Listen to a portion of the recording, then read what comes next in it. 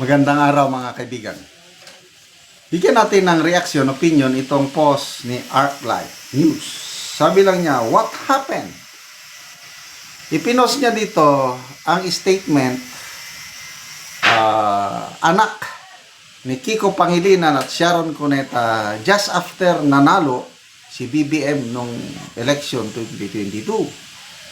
Tapos, yung statement naman ni Sharon Cuneta ngayon, sabi ng anak niya, I am not going to have my president to be named Ferdinand Marcos again. Never! Baka nakalimutan na ni Sharon Cuneta ito, ni Kiko Pangilinan. Ito, i-review natin. Ipinost ng mga netizen. Galit na anak nila. Ano bang Francine ba ito?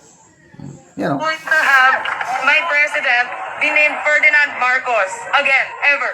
And I think it's that simple. Like, I am not going to have my president be named Ferdinand Marcos again, ever. And I think it's that simple. Like, I am not going to have my president be named Ferdinand Marcos again, ever.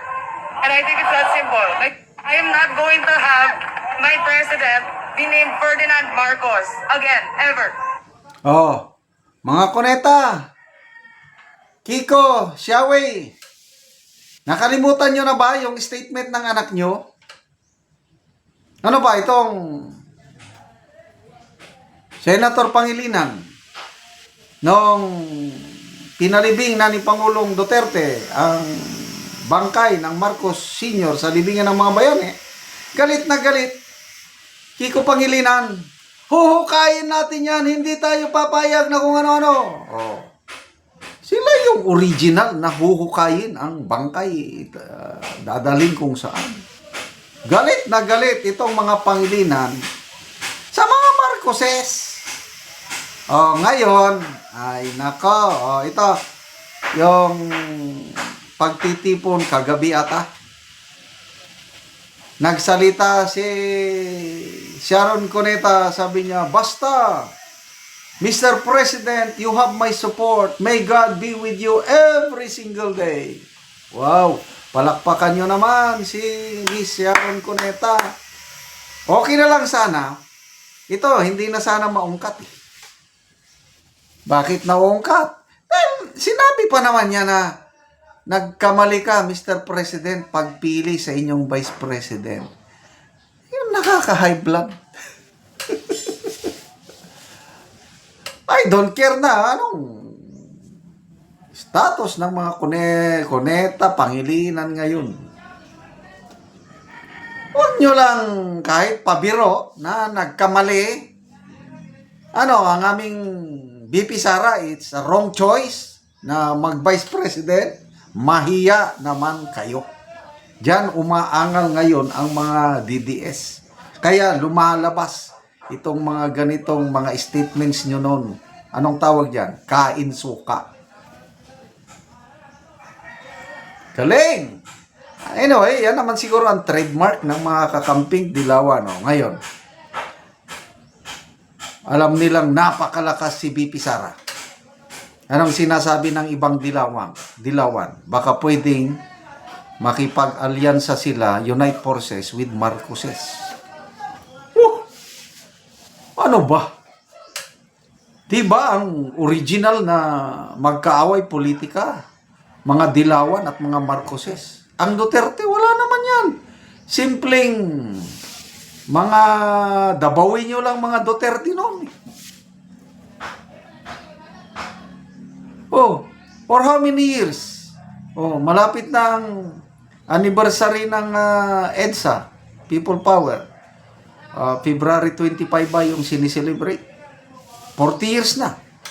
Sinong nagpatalsik sa Marcos Sr. doon? Kasama itong Marcos Jr. na in-exile nila.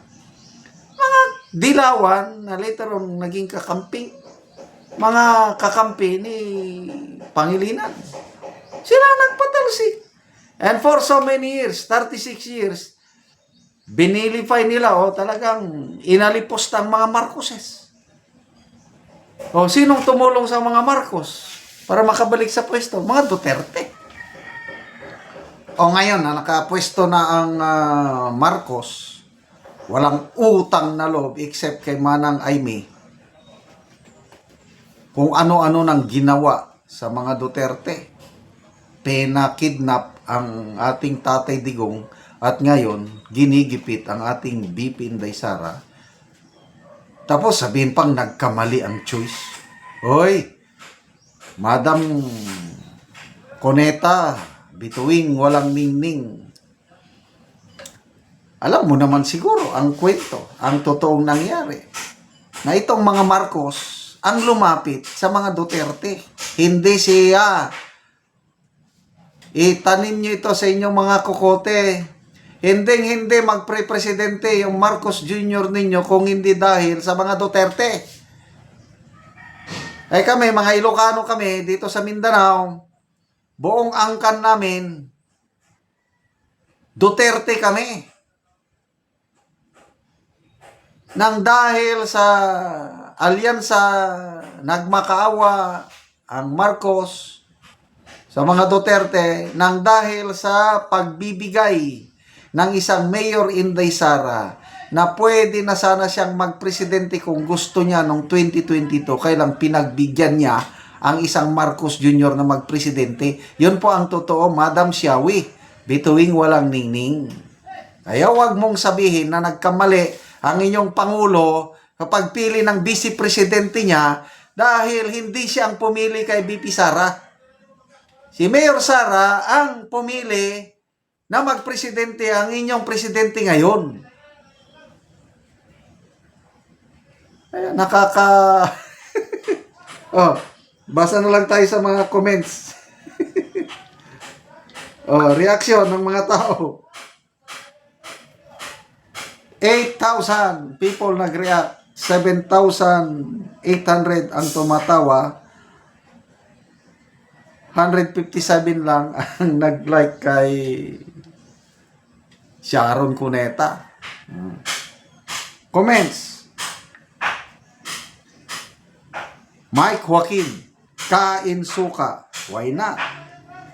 RB Willis, before, never again. Ngayon, together again. Kain suka talaga ang mga taong ito. Salamat mga kaibigan sa inyong pagsubaybay sa ating channel. Nakakatulong kayo ng malaki sa tribong talandig ng Bukidnon dahil ang income natin sa channel na ito ay pantulong sa tribo. Namimigay tayo ng mga libreng yero at pako para makapagpatayo sila ng mas maayos na tirahan. Panoorin nyo ang video na ito. Nako dire sa balay sa tagaan ng Pugyero. So muna ni ang ilang balay, ang atop trapal lang gid in taon. Nagagisi-gisi na. So muna ni ang ilang gipuy-an. So kini ang ilang pagpuyo, diri lang gid sila makatulog. Sa kuan lang. Kung muulan, so gatulo na gyud. So muna ni trapal lang in taon. Og muna ni ang ngero nga among gihatag, so makaatop na ni karon. Salamat sa kondyot. Salamat kay natagaan gyud mi among atop kay lima ka among atop nga trapal nga buslot. Ingatag og panalangin sa Ginoo nga madugangan pa ang uban nga kinahanglan. So mag-atop na karon.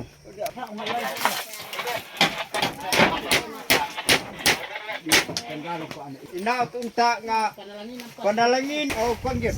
Tanggalo na ning atop nga trapal. So kay atopan na karon sa yero. Tanawa gabok na gyud ang trapal.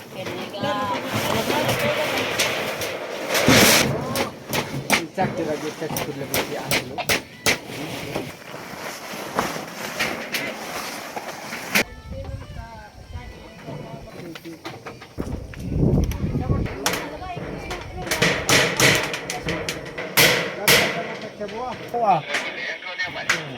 Kay ko alagarin magyakop magsubay kay.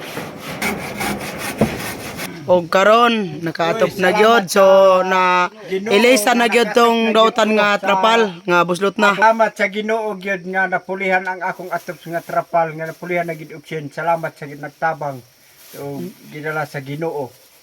Nga di na tam nga madugangan namo ang among katabang ug pareha sa among kauban nga kalisod nga nakinahanglan nga mangayo og tabang hinaot unta si Sir dagan pa matabangan. gidala sa Ginoo nga makatabang gid sa kapobre. Salamat kayo. Salamat sa amo nga puya na gid uksin. Salamat kayo. Salamat.